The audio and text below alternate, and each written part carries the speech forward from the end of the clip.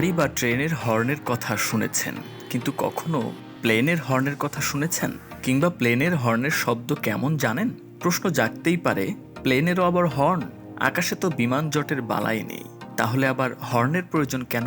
অবশ্যই প্রয়োজন আছে, এবং এই হর্নের যথেষ্ট গুরুত্বপূর্ণ কাজও আছে। বন্ধুরা, আরএনবিডি টিউবের আজকের পর্বে থাকছে বিমানের হর্ন ও তার ব্যবহার নিয়ে বিস্তারিত।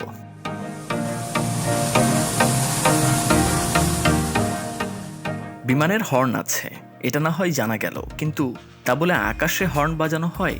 এখানেও প্রশ্ন জাগতে পারে, তাহলে নিশ্চয়ই কোনো প্লেন কাছাকাছি চলে এলে সতর্ক করতেই সেই হর্ন বাজানো হয়, কিংবা পাখির কবলে পড়ে যাতে বিমান দুর্ঘটনা না হয় সেজন্য বাজানো হয়। সে বিষয়ে আমরা জানব, তার আগে বিমান সম্পর্কে আরও কিছু তথ্য জেনে আসি।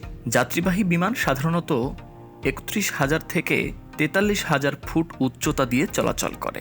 গতি থাকে ঘন্টায় ৮০ থেকে ৯২৬ কিলোমিটার। উচ্চতা ও গতি মিলে চলন্ত বিমানের গায়ে বায়ুমণ্ডল থেকে ৫৫,১৫৮.১ নিউটন পার বর্গমিটার চাপ সৃষ্টি হয়, যা ৫,০০০ কেজি ওজনের সমান। কোনো যাত্রীর পক্ষে ভেতর থেকে এত উচ্চ চাপ প্রয়োগ সম্ভব নয় বলে কোনো যাত্রী চাইলেই চলন্ত অবস্থায় বিমানের দরজা খুলতে পারেন না। এছাড়া দরজার নিয়ন্ত্রণও থাকে মূলত পাইলটের হাতে।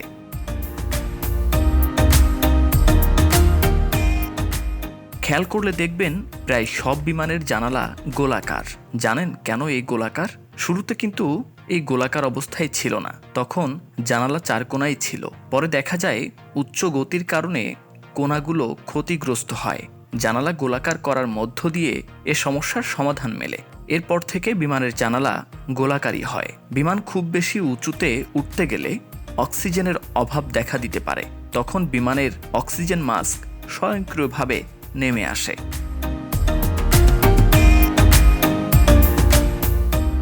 বিমানের ককপিটে যে ইনস্ট্রুমেন্ট প্যানেল থাকে, সেখানে জিএনডি লেখা একটি বাটন থাকে।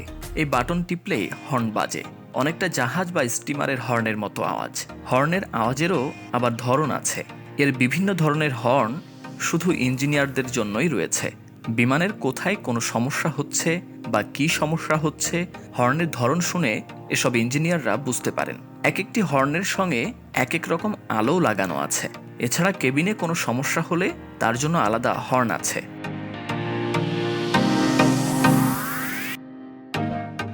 তবে অত্যাধুনিক প্রযুক্তি সম্পন্ন বিমানের ককপিটেও হর্ন থাকে।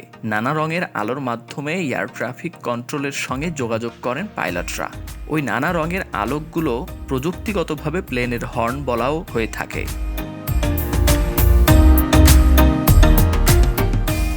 আচ্ছা, এখন আসা যাক বিমানের হর্ন মূলত কখন বাজানো হয়। আকাশে উড্ডয়নরত অবস্থায় বিমানের হর্ন ব্যবহার করা হয় না। বিমান চালককে এই হর্ন বাজানোর অনুমতি দেওয়া হয় না। বলা ভালো, উড্ডয়নের সময় প্লেনের এই হর্ন নিষ্ক্রিয় হয়ে যায়। তবে বিমানবন্দরে প্লেন থাকাকালীনই মাত্র এই হর্ন ব্যবহার করা হয়। একমাত্র গ্রাউন্ড ইঞ্জিনিয়াররা যখন ককপিটে থাকেন, তখন গ্রাউন্ড স্টাফদের সঙ্গে যোগাযোগ স্থাপনের জন্য এই হর্ন ব্যবহার করা হয়। সামনের ল্যান্ডিং গিয়ারের কাছে এই হর্ন থাকে। তবে বিমানে কোনো আপৎকালীন পরিস্থিতি তৈরি হলে সতর্কতামূলক সংকেত হিসেবে এই হর্ন বাজানো হয়। এছাড়াও অবতরণের সময় রানওয়ে খালি করার সংকেত দিতে এই হর্ন বাজানো হয়।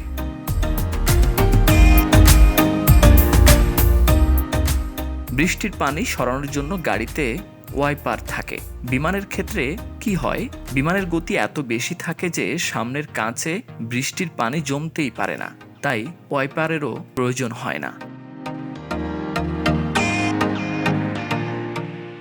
আজকের এই তথ্যগুলো আনন্দবাজার পত্রিকা, নিউজ এনসিআর সহ বেশ কয়েকটি গণমাধ্যম থেকে সংগ্রহ করা হয়েছে।